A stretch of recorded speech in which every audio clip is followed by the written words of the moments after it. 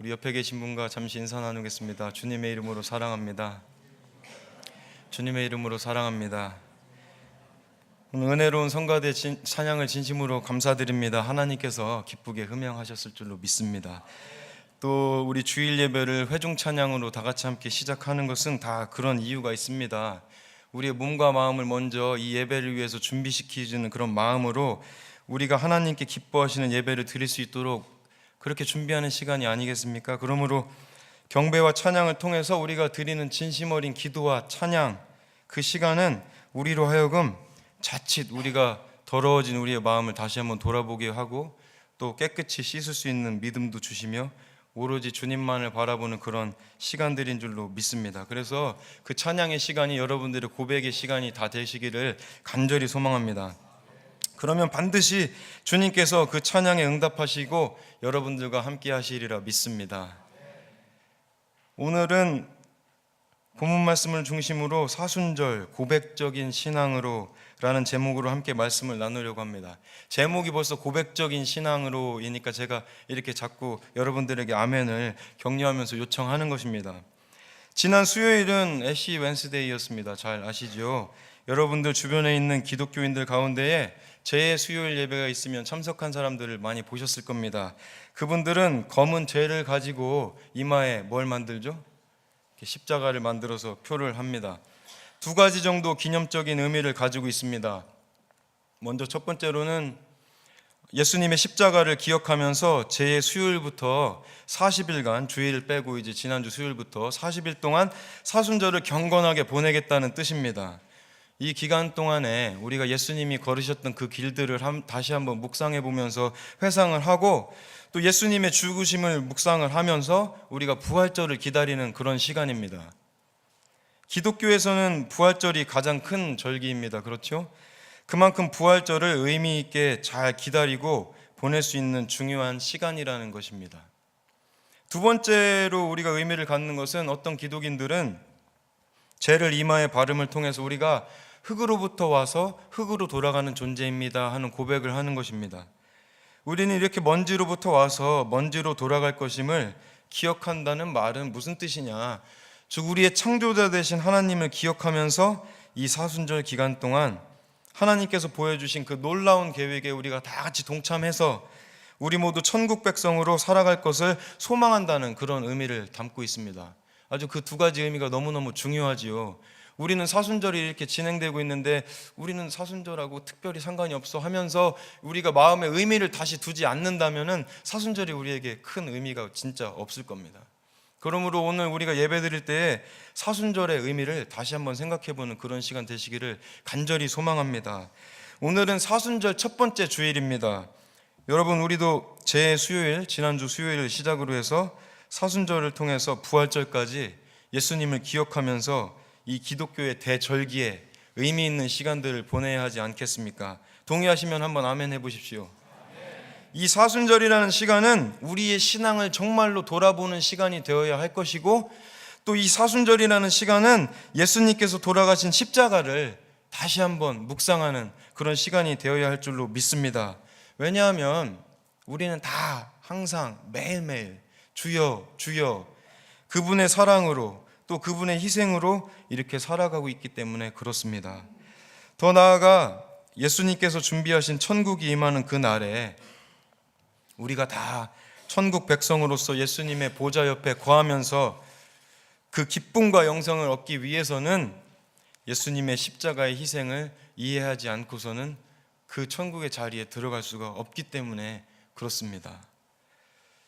여러분, 이 사순절 기간을 말씀과 동행하면서 묵상이 있는 시간으로 채우시기를 간절히 소망합니다. 그래서 특별히 이를 위해서 교회에서는 이번 주 금요일부터 시작해서 매주 금요일 저녁에 사순절 특별 금요 기도회로 모이려고 합니다. 광고 시간에 좀 이따 말씀드리겠지만은 토요일 날 새벽 기도를 사순절 기간 동안에는 드리지 않고 금요일 저녁 특별 기도회에 전적으로 포커스를 두고 정말로 기도하는 또 하나님과 교제하는 은혜의 시간을 가지려고 합니다. 여러분들 다 열린 마음으로 많이 참석하시기를 간절히 바랍니다. 기도만이 살 길입니다. 아멘. 제가 이렇게 공예배 드릴 때 자리가 비어 있는 것을 보면, 저는 이제 미디어이기 때문에 뒤에서 이제 봉사하고 있지만은 참 마음이 아파요. 여러분들도 여러분들 자리에 옆자리가 빈자리가 있으면 많이 마음이 아프시죠? 아프시잖아요. 예, 그러니까 금요 찬양 특별 기도회인데, 사순절 특별히 우리가 기도하는 시간인데 자리가 비어 있으면 예수님께서, 하나님께서 얼마나 마음에 상심이 생기시겠어요. 그렇죠? 그렇게 하면 안 됩니다. 오늘 마음속에 생각을 꽉 잡으십시오. 이번 주 금요일은 교회 오는 날이다. 아멘. 제가 두 가지로 나눠서 오늘 말씀을 드리려고 합니다. 오늘 첫 번째로 건강한 신앙생활을 위해서 권면하는 말씀은 바로 고백적인 신앙을 소유하자입니다. 한번 따라합시다. 고백적인 신앙을 소유하자. 이렇게 막 따라하는 거 시키면은 막 올드 목사님이라고 막 얘기하고 하는데 기분 안 나쁘셨어요? 제목이 고백적인 신앙이라 제가 일부러 한번 그렇게 했습니다. 제가 부흥회나 집회에 설교를 가면 4번이나 5번 쭉 설교를 해야 되는데, 그 첫 번째 시간마다 꼭 하는 설교의 내용이 있는데, 그게 바로 고백하는 신앙을 소유하자입니다. 제가 처음에 너무 강조합니다. 요즘 성도님들을 보면 참 고백하는 신앙이 부족하다고 저는 생각합니다. 속에는 뜨거운 마음이 있을지 모르겠지만 고백이 참 약하다는 거예요. 제가 기억하는 그 어린 시절의 교회는 항상 아멘이 끊이지 않았던 그런 교회입니다. 설교 시간에 선포되는 말씀을 아멘으로 화답해서 받고 그 말씀을 본인이 받아 먹는 것입니다. 먹는다고 하니까 표현이 이상하지만 한 귀로 듣고 한 귀로 흘리는 것이 아니라, 말씀이 선포될 때마다 그 말씀을 듣고 아멘, 이건 내 거, 아멘, 이 복음은 나의 복음, 이렇게 하는 것이 바로 아멘, 그런 그런 고백적인 신앙이 된다는 것입니다. 제가 어릴 적에 이런 일이 있습니다. 하루에는 집에 전화가 왔어요. 그때는 휴대폰을 뭐 다 갖고 다니던 시대가 아니잖아요. 아버님에게 전화가 온 겁니다. 바꿔달라는 뜻이겠죠. 어쨌거나 전화가 울렸어요. 띠리리를 받았습니다. 받자마자 할렐루야 그러는 겁니다. 뭐라고 대답해야 돼요? 제가 정말 어린 나이인데 지금도 그 샷이 잊혀지지가 않습니다. 제가 아멘 그랬습니다. 진짜 대단하죠. 그때 신학생 될 생각도 없었을 때인데, 그 장로님 아직도 제가 기억하는데, 그때는 그냥 할렐루야 하면 자동으로 아멘 그렇게 했습니다. 할렐루야의 뜻이 무엇입니까? 할렐루, 너희는 찬양하여라 야 하나님을, 너희는 찬양하여라 하나님을. 이게 꼭 명령조로 말하는 것도 있지만 우리 말씀에서 얘기하는 거죠. 우리는 하나님을 찬양합니다. 할렐루야 아멘. 우리는 하나님의 백성입니다. 아멘. 그런 뜻이잖아요. 그러니까 사실 저는 아멘 운동을 너무너무 하고 싶어요. 아멘이라는 것은 정말 우리 신앙에 있어서 가장 필요한 고백적인 그런 운동이란 말이에요. 여러분 다 같이 한번 크게 아멘 합시다. 시작. 아멘. 하나님께만 아멘 하는 거죠. 우리가 우리끼리 아멘 하는, 하나님께 아멘 드리고 하나님 앞에 우리의 신앙을 고백하는 거예요. 또 다른 제가 도전받은 이야기가 있습니다. 대전의 어느 한 작은 개척교회를 목사님하고 사모님이 시작을 했습니다. 그 교회가 6개월 정도 두 분이 하셨대요. 한 10년 지나서 어른 성도님들은 300분, 청년들이 500명이 됐습니다. 놀라시지도 않으시네. 10년 만에 빵명이었다가 처음에 6개월이었는데 어른이 300명, 청년이 500명. 더 놀라운 것은 청년이 더 많아요. 지금은 이제 20년 넘었으니까 5,000명이 됐답니다. 도대체 왜 그럴까? 제가 말씀드리려는 것은 어떤 한 교회가 잘 성장했다 그런 것을 말씀드리려고 하는 게 아닙니다. 제가 그맘때쯤에 중고등부 아이들을 데리고 수련회를 참 자주 다녔어요. 기도원을 자주 갔다는 뜻이에요. 흰돌산 기도원이라든가 한국에 있는 기도원에 많이 올라갔어요. 아이들 데리고. 그 길만이 하여튼 변화되는 길이다 저는 그렇게 믿어요. 그래서 데리고 많이 올라갔어요. 그런데 가기만 하면 항상 이 앞에 세 줄로, 모든 수련회 장소, 그 기도원 장소에 세 줄로 이렇게 앉아 있습니다. 그게 누구냐면은 바로 그 교회에서 온 청년들이에요. 그러면서 이 수련회가 진행되는 동안 설교하시는 분이 설교하시는 내내 앞에서 이렇게 하고 있습니다. 다른 사람들이 보면 미쳤다고 그랬을 거예요. 여러분 설교 중에 그렇게 하지 않잖아요. 기도는 몰라도.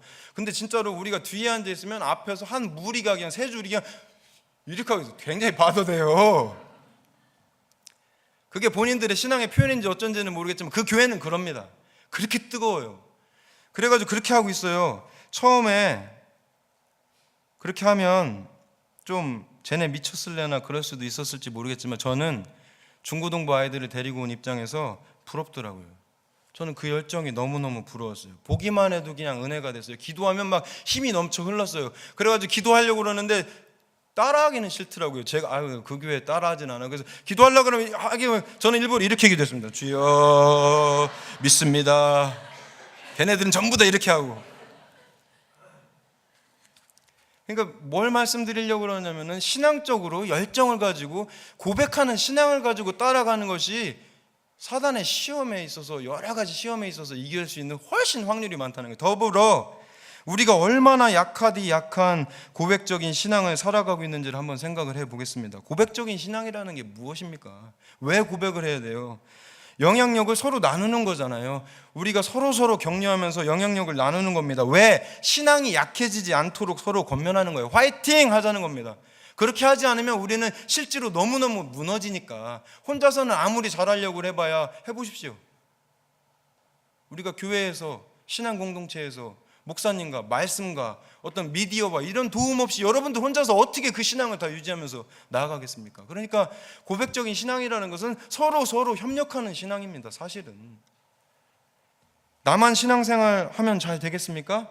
오히려 고백적인 신앙을 하지 않는 것은 어떻게 보면 잘못하면 죄입니다. 신앙이라는 것은 바깥으로 뿜어져 나와야 해요.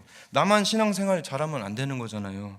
왜냐? 믿음이 베이스이기 때문에 다른 사람의 눈이나 이런 것들이 중요한 게 아니고 내 신앙이기 때문에 숨길 것도 아니고 오히려 당당하게 주님께서 말씀하신 대로 그 신앙을 전해야 되기 때문에 그렇습니다. 요즘이 로마 시대처럼 그리스도인이라고 말하면 잡아가는 그런 시대가 아니지 않습니까? 근데 만약 여러분들이 다른 사람을 볼 때 이분이 기독교인인지 아닌지 잘 모르겠다는 말씀입니다. 그건 문제죠. 우리는 이렇게 고백적인 신앙을 가져야 할 줄로 믿습니다. 이 사순절이 그렇게 되어야 합니다.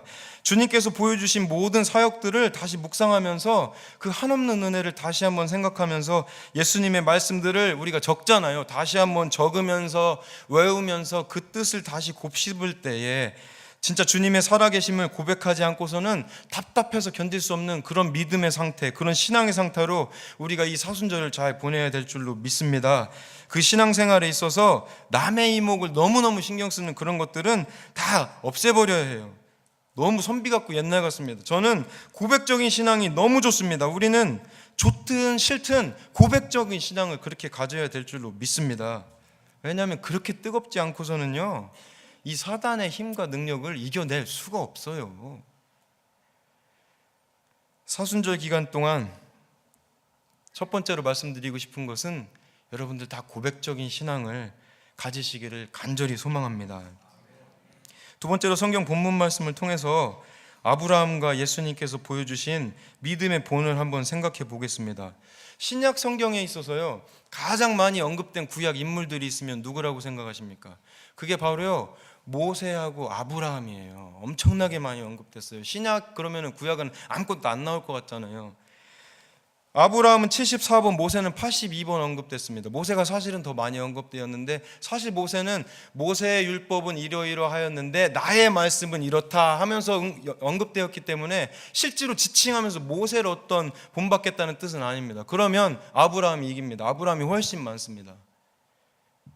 사도 바울도 아브라함을 최고의 믿음의 본이라고 생각하였습니다.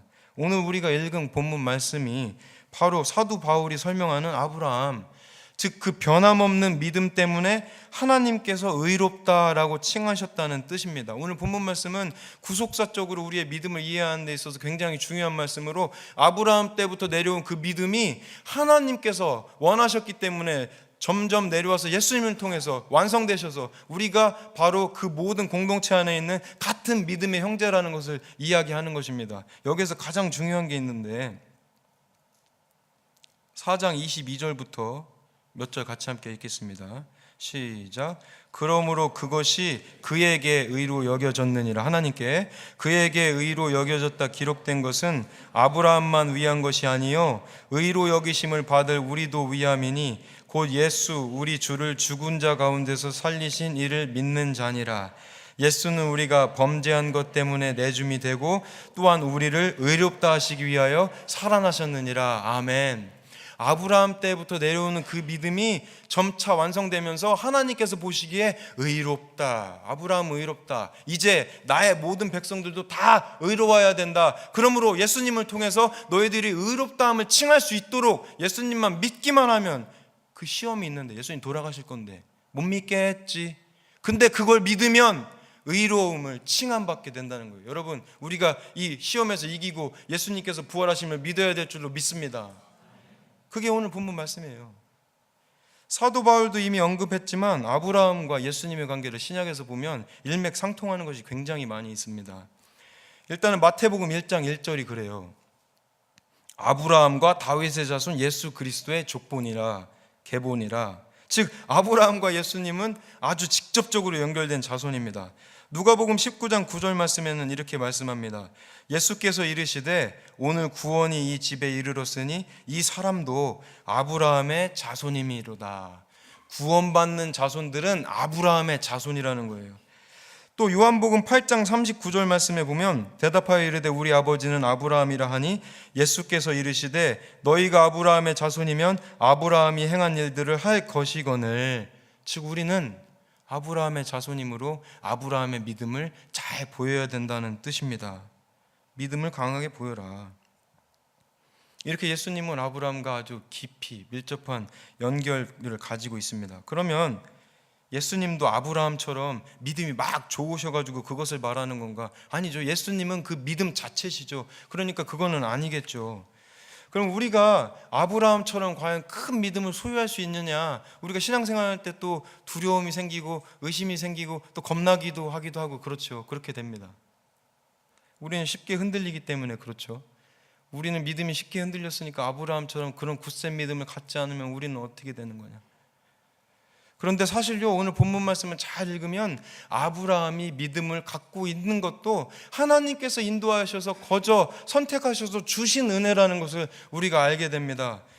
여러분, 아브라함의 이야기를 잠시, 아브라함이 어떻게 됩니까? 75세 때 너희가 이제 자손이 대대로 너무너무 번성할 것이다라는 그런 명령을 가지고 이제 나옵니다. 여러분, 이 노래 잘 아시죠? 믿음의 조상 아브라함은, 모르세요? 아시죠? 7명의 아들이 있었는데요 그 중에 하나. 그런데 성경을 자세히 읽어보지 않은 사람이 만든 것이 분명합니다. 사실 아브라함은 8명의 아들이 있잖아요. 그렇죠? 8명의, 이거 믿고 계시면 안 돼요. 8명의 아들이 있어요. 다 이스마엘부터 시작해서 이삭, 그 다음에 나머지는 이제 6명이 더 있습니다. 그런데 8명이라고 하지만 신학자들은 그렇게 생각 안 합니다. 사실 한 명이 더 있습니다. 이스마엘과 이삭을 갖기 전에 아브라함이 믿음이 흔들렸어요. 아까 전에 그 믿음이 너무 좋아가지고 너가 담대해질 것을, 그리고 번성할 것을 믿으면서 끝까지 갔잖아요. 안 그래요. 아브라함도 우리처럼 흔들리는 사람입니다. 그가 양자를 하나 뒀어요. 상속자로, 성경에서 상속자를 내가 하나 두었으니 그 이름은 엘리에셀이다, 그렇게 얘기합니다. 자녀를 도저히 못 갖겠으니까 상속자로 사람을 하나 뒀어요. 양자로. 그 당시에 양자의 개념은요, 부모님이 돌아가시면 모든 재산을 다 상속받습니다. 아들이에요, 아니에요? 9명이에요. 아브라함의 아들은 9명이에요. 그러니까 아브라함도 이렇게 믿음이 흔들릴 수 있음을 우리는 성경에서 다 알고 있어요. 그러니까 우리는 그런 모습을 보면서 우리의 믿음을 어떻게 유지하고 하나님께서 말씀하신 믿음이 무엇인지를 알아야 됩니다. 여러분들이 아무리 강하게 하려고 해도 그렇게 되는 게 아니에요. 하나님께서 여러분들을 주장하시고 이끄셔가지고 그 믿음의 본 위로, 그 믿음이 흔들리지 않도록 만드는 것임을 믿어 의심치 말기를 간절히 소망합니다. 먼저 아브라함의 이야기를 그럼 잠시 더 보겠습니다. 아브라함은 그의 조카 롯을 고향 땅에서부터 데리고 나와서 약속의 땅으로 가기까지 이제 롯을 잘 데리고 갔죠. 하나님께서 주신 축복을 통해서 아브라함의 가축들과 롯의 가축들이 아주 많이 번성해졌습니다. 그러니까 한정된 공간에서 풀을 다 먹을 수가 없잖아요. 그래서 자, 이제 우리 다른 곳으로 나가자, 이렇게 됐습니다. 그리고 아브라함이 롯에게 제안을 합니다. 앞에 바라보이는 땅 가운데서 네가 좋은 곳을 선택해라. 그럼 내가 그 반대 방향으로 가겠다. 자신의 이익만을 선택할 줄 알았던 롯은 어떤 자리를 선택했어요? 물도 아주 넉넉해 보이고 아주 기름지고 좋은 땅을 선택해서 갔습니다. 그리고 아브라함은 그의 반대 땅으로 왔는데 이거면 이거니까 나쁜 땅이죠. 그렇죠? 잠시 한국의 전통 예절을 한번 생각해 보겠습니다. 우리는 식사 때에 어른이 먼저 수저를 들어야 잡수신 후에 먹을 수 있었던 그런 시절이 있었습니다. 저는 아니에요. 저희 할아버지, 굉장히 오래되신 할아버지 계셨지만 저는 그냥 먼저 먹었어요. 그러니까 저희 때 예절은 아닌 것 같아요. 삼강오륜의 오륜의 한 가지인 장유유서에 나오는 겁니다. 어른이 먼저란 말이에요. 어른이. 근데 구약에 나오는 히브리 사람들도 신기하게도 한국의 전통과 공부를 하면 맥을 하는 부분이 굉장히 많습니다. 히브리어도 말을 읽어보면요, 한국말하고 되게 똑같아요. 아버지가 아부 아니에요. 이와 같이 가장 중심적인 사회적 구조가 깊숙이 자리 잡고 있는 경우라면, 그러니까 가장 중심적인 사고가 히브리 백성들도 깊게 있다는 뜻이에요. 그러면 충분히 아브라함도 좋은 곳을 먼저 갈 수가 있지요. 하지만 아브라함은 롯에게 먼저 좋은 곳을 줄 수 있는 그런 사람이었습니다. 이제부터 한번 배워보려고 그러는 거예요, 아브라함을. 예수님의 이야기는 그럼 어떻게 됩니까? 예수님께서는 이 땅에 오셔서 기적을 통해서 많은 병자들을 고치시고 또 필요한 이들에게 넘치는 것으로 많이 주셨습니다. 예수님 자신의 안녕보다는 백성들의 안녕을 먼저 생각하셨습니다. 하나님의 자녀들을 위해서 스스로 희생하시고 헌신하셨습니다. 생각해보면 인간의 몸으로 오신 예수님께서 보여주신 헌신은 아브라함이 롯을 위해서 했던 선택과 같다고 생각이 됩니다. 많은 사람들이 허기로 굶주리고 있을 때에 예수님께서는 기적을 통해서 그들에게 떡과 물고기를 다 나누어 주셨지만 정작 예수님께서 본인이 직접 드셨다는 말씀은 없습니다. 예수님께서 그들과 같이 잡수셨는지는 우리가 알 수는 없지만은 예수님께서 그들을 위해서 저녁 식사를 걱정하신 것은 성경 본문에 나와 있습니다. 요한복음 6장 5절 말씀에 보면 예수님께서 눈을 들어서 큰 무리가 자기에게로 오는 것을 보시고 빌립에게 이르시되 우리가 어디서 떡을 사서 이 사람들을 먹이겠느냐, 이렇게 걱정을 하세요. 저녁 식사를요. 또한 요한복음에서는 예수님께서 제자들의 발을 씻겨주셨습니다. 그 당시 발을 씻겨준다는 의미가 무엇인가, 이거는 다시 한번 굉장히 잘 생각해 보아야 합니다. 누가 발을 씻겨주는 역할을 합니까? 요즘은 교회에서나 밖에 있는 기관에서도 선생님이라든가 감사와 사랑으로 이렇게 발을 씻겨주는 그런 행사를 많이 하는 것을 우리가 보기도 합니다. 하지만 유대인들에게 발을 닦아준다는 것은 지금 우리가 생각하는 그런 사랑의 행사하고는 전혀 다른 개념입니다. 유대인들이 풍습에서 발을 씻는 것은 주로 자기가 하거나 아니면 세종노라고 불리는 종에게 시키는 일입니다. 너무 천한 일이라고 여겼기 때문에 종들이나 하는 일이라는 뜻입니다. 근데 여러분, 그 시대의 종들은요, 사람이 아니에요. 종은 인적 가치가 아니고 물적 가치입니다. 물건이에요. 그러기에 제자들의 발을 씻긴다고 하니까 제자들이 소스라치게 놀란 겁니다. 그냥 놀란 게 아니고 뭐라고, 아주 굉장히 놀랐습니다. 그러니까 그 제자들에게 예수님께서 이렇게 말씀하셨습니다. 요한복음 13장 15절 말씀인데 우리 다 같이 함께 읽겠습니다. 시작. 내가 너희에게 행한 것 같이 너희도 행하게 하려 본을 보였노라.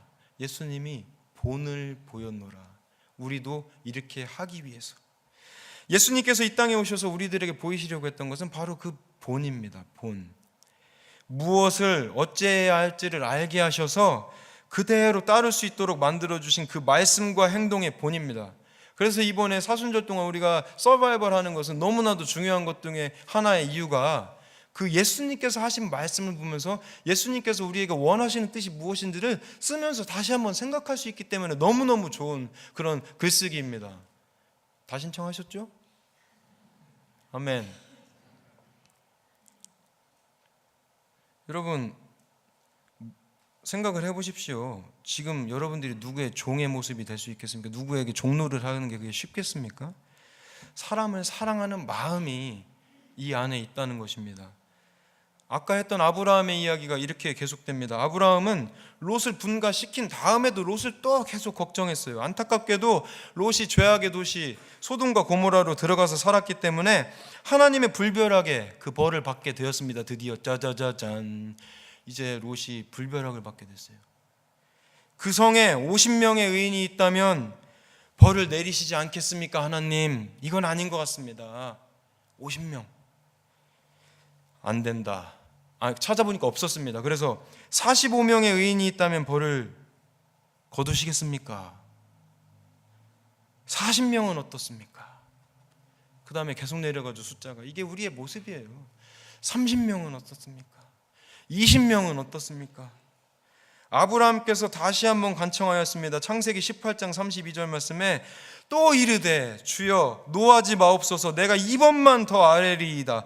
거기서 10명을 찾으시면 어찌하려 하시나이까? 이르시되 내가 10명으로 말미암아 멸하지 아니하리라. 아멘.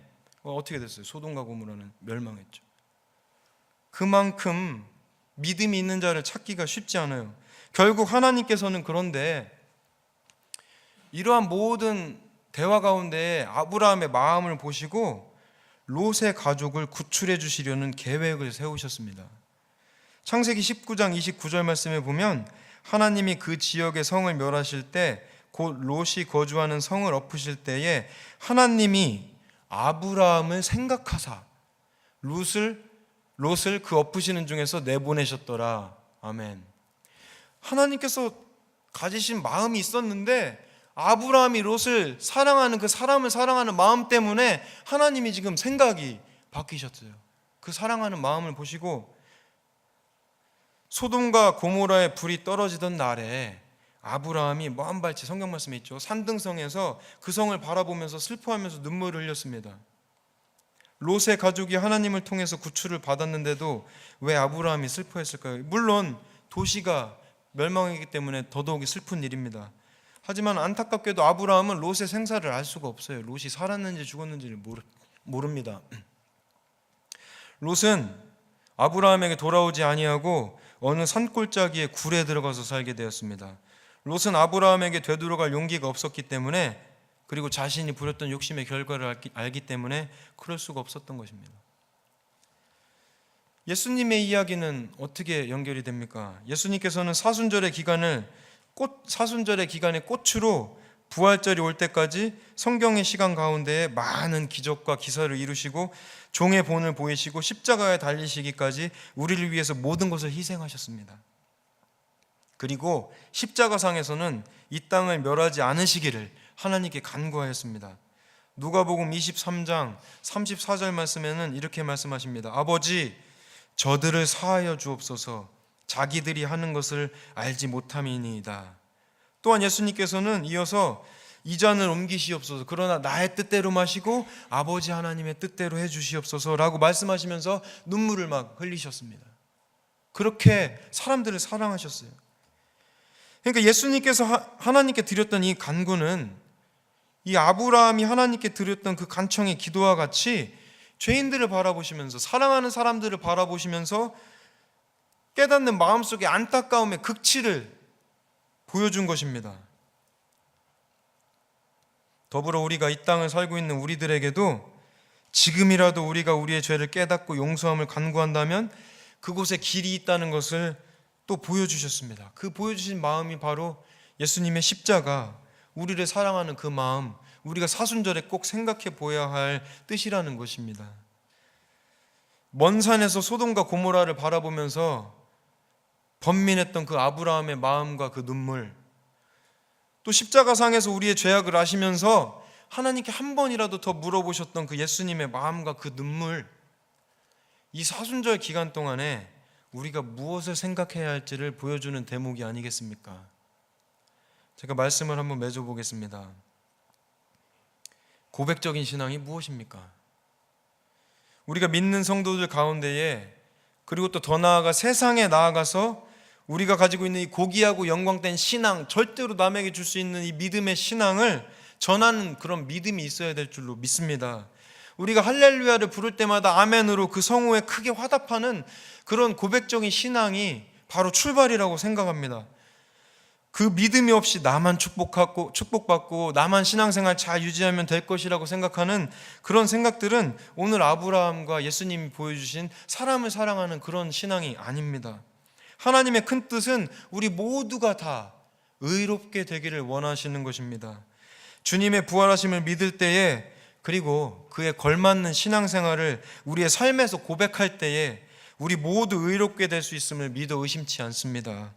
우리가 예수님께서 부활하신다는 그 약속을 의심하지 않고 믿으면, 그리고 그 약속을 능히 이루실 줄로 확신한다면 우리도 하나님께 의롭게 여김을 받음을 믿습니다. 그리고 그것이 바로 우리에게 오늘 주시는 약속의 말씀입니다. 즉 사도 바울은 예수님께서 우리가 범죄하여서 십자가에 달리셨는데 그와 동시에 우리를 전부 의롭게 만들기 위해서 그 자리에서 부활하셨다고 고백을 하고 계십니다. 그 계획은 바로 우리를 다 의롭게 하기 때문에요. 왜냐하면 저는 그 예수님의 부활을 믿습니다. 그리고 이 사순절 기간 동안에 그 예수님의 부활을 믿고 그것을 꽉 붙잡고 하나님께서 부활하심을 찬송할 것입니다. 그리고 그 찬송 가운데 확신으로 하나님께서 우리의 주인 되심을 고백할 것입니다. 이렇게 하는 이 고백 가운데 하나님께서 의를 선물로 주신다고 약속하셨으니 이 얼마나 아름답고 감사한 일입니까? 할렐루야. 낮은 자리에서 본을 보이는 것은 어느 누구도 견디기 어렵고 힘들고 알아주지 않는 것이지만 아브라함과 예수님의 눈가에 고이는 이 눈물은 우리가 이 완악한 세대를 살아나가면서 어떻게 신앙생활을 해야 하는지, 또 무엇을 따라가야 하는지를 말씀하고 계시다는 것을 믿어 의심치 않습니다. 부활절을 준비하는 그런 기쁨 가운데에 섬김과 종된 모습으로 주님께 더 가까이 나아가는 약속의 백성, 축복된 백성 되시기를 간절히 소망합니다. 기도하시겠습니다. 사랑과 은혜가 많으신 귀하신 아버지 하나님, 아버지 하나님 은혜를 감사와 영광을 돌립니다.